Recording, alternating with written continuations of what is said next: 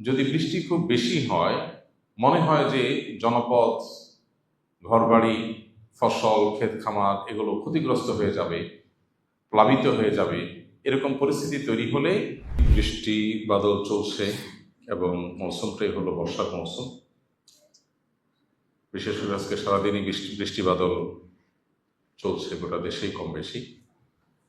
আমরা বৃষ্টির সময় যে করণীয় আমল আছে সে আমলগুলোর ব্যাপারে বিশেষভাবে পাবন্দি করবো ইনশাআল্লাহ। একজন মুসলমান তার জীবনের মূল লক্ষ্যই হলো জান্নাতে যাওয়া, আল্লাহকে সন্তুষ্ট করা। আর জান্নাতে যাওয়ার জন্য সে যত রকমের পরিবেশ পরিস্থিতি তৈরি হবে, প্রত্যেকটা ইস্যুতে সে তার জান্নাতে যাওয়ার পথ খোঁজার চেষ্টা করবে। কি কাজ করলে আল্লাহ খুশি হবেন, কি কাজ করলে নেকামলের পাল্লা ভারী হবে, কি কাজ করলে তার নেকামলটা সেফ এবং নিরাপদে থাকবে, বদামল থেকে বেঁচে থাকবে। ইমানদার সেটার অনুসন্ধানে সবসময় সচেষ্ট থাকবে, কারণ ইমানদারের দৃষ্টি দুনিয়ার খুবই ছোট সংক্ষিপ্ত জীবনের সুখ শান্তি নয়, তার আসল দৃষ্টি হলো জান্নাত পর্যন্ত।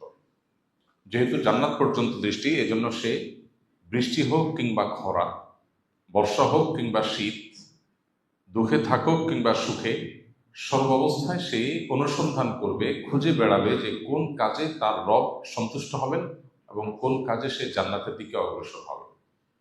এই জন্য বৃষ্টি বাদলের এই সময়টাতে আমাদের রব সন্তুষ্ট হবেন, খুশি হবেন, আমাদের জান্নাতের পথ সুগম হবে যদি আমরা এই সময়টাতে আল্লাহ নবী মোহাম্মদ সাল্লাল্লাহু আলাইহি সাল্লামের বাতানো সুন্নাহগুলোকে আমল করি। এর মাধ্যমে শুধু জান্নাতে যাওয়ার পথই সুগম হবে না, আল্লাহ রাব্বুল আলামিন দুনিয়াতেও আমাদেরকে হায়াতে তৈয়্যিবা বা পবিত্র, সুখময়, স্বাচ্ছন্দ্যময় জীবন দান করবে। প্রাচুর্য এক জিনিস, আর সুখ আর স্বাচ্ছন্দ্য আরেক জিনিস। অনেক প্রাচুর্য, অনেক সহায় সম্পদ, অনেক নিজের মনের মতো করে জীবনটাকে সাজিয়ে ফেলতে পারা, স্বপ্নের মতো করে সবকিছু করে ফেলতে পারা, এটা আর আল্লাহ রাব্বুল আলামিন প্রদত্ত সুখ দুটা সবসময় এক হয় না। অনেক সময় দেখা যায় প্রাচুর্য আছে কিন্তু সুখ শান্তি নেই। তো আল্লাহ তাআলা কোরআনে কারিমে বলেছেন, মান আমিলা মিনকুম সালিহান মিন যাকারিন আও উনসা ফালানুহয়িন্নাহু হায়াতান তাইয়্যিবা। নারী হোক আর পুরুষ হোক, যারা নেক আমল করবে আল্লাহ তাআলা তাদেরকে পবিত্র জীবন দান করবেন, সুখময় জীবন দান করবেন। এই জন্য দুনিয়া এবং আখিরাত উভয়টা সুখের জন্য সুন্নাহ খুঁজে পাবো আমরা ইনশাআল্লাহ। বৃষ্টির সময়ের সুন্নাহগুলো কি ভাই? বৃষ্টির সময় আমরা কি করব? প্রথম আমল হলো বৃষ্টির সময় দোয়া পড়ব। একটা বিশেষ দোয়া আছে, আল্লাহুম্মা সাইয়্যিবান নাফিআ। আজকে কি কেউ এই দোয়াটা পড়েছি আমরা? আমি বলার আগ পর্যন্ত পড়েছেন কেউ? মাশাআল্লাহ, খুব ক্ষীণ কণ্ঠে জি শোনা যাচ্ছে, অর্থাৎ খুবই অল্প স্বল্প মানুষ হয়তো পড়েছে। অথচ দোয়াটা আমরা বেশিরভাগ মানুষই জানি, আওয়াজ শুনে বোঝা গেল আমাদের সবারই জানা দোয়াটা। তো জানা জিনিসটা আমল হয় না, এই জন্যই ওয়াযাক্কির ফাইন্না যিকরা তানফাউল মুমিনিন, আমরা একে অন্যকে স্মরণ করাই দিব। আমাদের দাওয়ার টিচাররা, অন্য ভাইয়েরা, বিভিন্ন হোয়াটসঅ্যাপ গ্রুপে অন্য সহকর্মীদেরকে আমরা আল্লাহর জিকির, আল্লাহর স্মরণ, জান্নাতের পথে বিষয়গুলোকে স্মরণ করাবো। কারণ শয়তান সে সর্বক্ষণ তার নিরলসভাবে কাজ চালিয়ে যাচ্ছে আমাদেরকে জাহান্নামে নেওয়ার জন্য। অতএব আমাদেরও নিরলসভাবে চেষ্টা চালাতে হবে সেটা ঠেকাবার জন্য। এই জন্য একে অন্যকে স্মরণ করাবো ইনশাআল্লাহ। বৃষ্টির সময় আমরা দোয়া করবো, আল্লাহুম্মা সাইয়্যিবান নাফিআ, আল্লাহ উপকারী বৃষ্টি দান করুন, আল্লাহ উপকারী বৃষ্টি দান করুন। আর যদি বৃষ্টি খুব বেশি হয়, মনে হয় যে জনপদ, ঘরবাড়ি, ফসল, ক্ষেত খামার এগুলো ক্ষতিগ্রস্ত হয়ে যাবে, প্লাবিত হয়ে যাবে, এরকম পরিস্থিতি তৈরি হলে তখন আমরা দোয়া করব, আল্লাহুম্মা হাওয়ালাইনা ওয়ালা আলাইনা, আল্লাহুম্মা হাওয়ালাইনা ওয়ালা আলাইনা। আল্লাহ পাহাড়ে, পর্বতে, নদী নালাতে যেখানে বৃষ্টি হলে পরিবেশ শান্তও থাকবে, আবার আমাদের প্লাবনের সমস্যাও হবে না, বন্যায় ক্ষতিগ্রস্ত হব না, সেসব জায়গায় বৃষ্টি দেন। ওয়ালা আলাইনা, আমাদের যে সমস্ত জায়গায় বৃষ্টি দিলে ঘর বাড়িতে, ক্ষেত খামারে আমাদের ক্ষতিগ্রস্ত হবো আমরা, রাস্তাঘাট ডুবে যাবে, সেখানে বৃষ্টি দিবেন না। আমাদের ইয়াকিন আজ ভয়াবহ পর্যায়ে গিয়ে থেমেছে। বস্তুবাদ আমাদেরকে এমনভাবে গ্রাস করে ফেলেছে, পৃথিবীর আর্টিফিশিয়াল দুনিয়ার চমক আমাদেরকে এমনভাবে গ্রাস করে ফেলেছে এবং সম্মোহিত করে ফেলেছে যে আমরা আসলে এই সমস্ত আমল দ্বারা যে কাজ হতে পারে সেই বিশ্বাসটা আমাদের ঠুনকো হয়ে গেছে, দুর্বল হয়ে গেছে।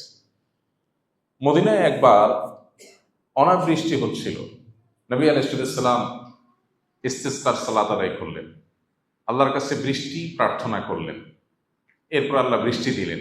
এমন বৃষ্টি শুরু হলো, মদিনার ঘর বাড়ি রাস্তাঘাট ক্ষতিগ্রস্ত হতে শুরু করলো। নবীজি যখন আল্লাহর কাছে দোয়া করলেন, আল্লাহুম্মা হাওয়ালাইনা ওয়া আলাইনা, এরপরে বৃষ্টি আবার থেমেও গেল। এখন আপনি বলবেন যে এখন তো আমরা লক্ষ লক্ষ মানুষ এরকম দোয়া পড়ি, কই এরকম ঘুরের মতো কাজ করে না তো। তো প্রথম কথা হলো যে আমরা যখন আল্লাহর কাছে দোয়া করব, দোয়া যদি গুলির মতো তৎক্ষণাৎ কাজ না করে, তাহলে দোয়া পড়ে কি লাভ আছে? আর কি লাভ? আর দোয়া ও হুয়াল ইবাদা, দোয়া করাটাই ইটসেলফ একটা ইবাদত।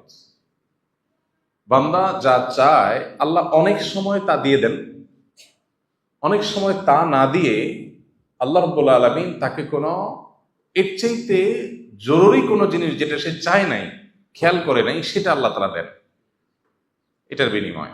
আবার অনেক সময় দোয়ার বিনিময় দুনিয়াতে কিছুই না দিয়ে এটা জমা রাখেন, আখিরাতে তার বিনিময় আল্লাহ তাআলা দেন। বান্দার দোয়া যদি যথাযথভাবে হয়, দোয়া বিফলে যাওয়ার কোনো কারণ নাই।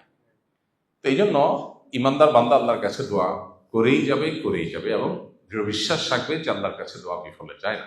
এই জন্য বৃষ্টির সময় আমরা এ দুটি আমল করবো ইনশাআল্লাহ। বৃষ্টি হলে আল্লাহুম্মা সাইয়্যিবান নাফিআ, অতিবৃষ্টি হলে আল্লাহুম্মা হাওয়ালাইনা ওয়ালা আলাইনা। তৃতীয় আমল হলো, বৃষ্টি যখন হয় বৃষ্টির নিচে দোয়া কবুল হয়। আর দোয়া ও তাহতাল মাতর, বৃষ্টির নিচে দোয়া করলে দোয়া কবুল হয়। আপনি যে ঘরে আছেন, স্থাপনা আছেন, বাইরে আছেন, যেখানে আছেন, উপরে বৃষ্টি হচ্ছে, আপনি নিচে আছেন। সো এই অবস্থায় আল্লাহর কাছে মনের চাওয়াগুলো পেশ করা যেতে পারে। দোয়া কবুলের বেশ কিছু স্থান, বেশ কিছু সময়, বেশ কিছু জায়গা আছে।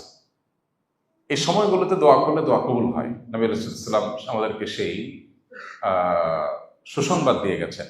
তো সেজন্য বৃষ্টির সময় আমরা দোয়া করবো আল্লাহর কাছে। কি করব?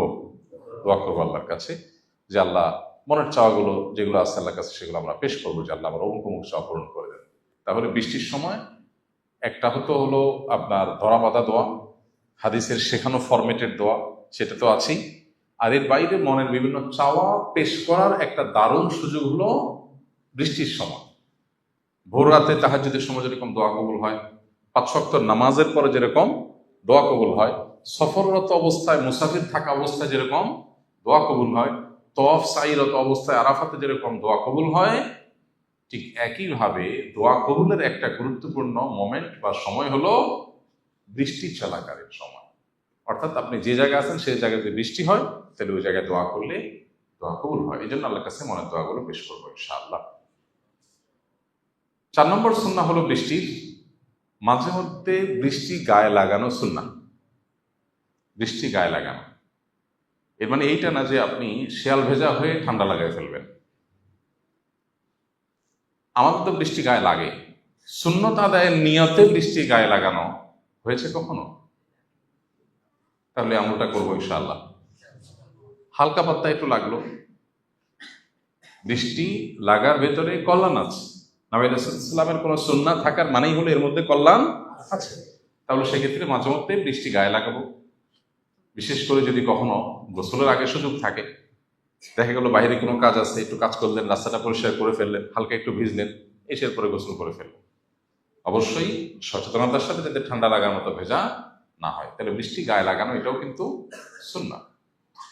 ঠিক একইভাবে বৃষ্টি যদি ভয়াবহ আকার ধারণ করে, বন্যা পরিস্থিতি হয়, তাহলে সেক্ষেত্রে একে অন্যের সহযোগিতা করতে হবে, একে অন্যের পাশে দাঁড়াতে হবে। আল্লাহ রাব্বুল আলামিন আরো যে সমস্ত আমালগুলো আছে, প্রতিটা পরিবেশ, প্রতিটা সময়ের, প্রতিটা পরিস্থিতির সময় আল্লাহ তাআলা আমাদেরকে করণীয় আমলগুলো করার তৌফিক দান করুন।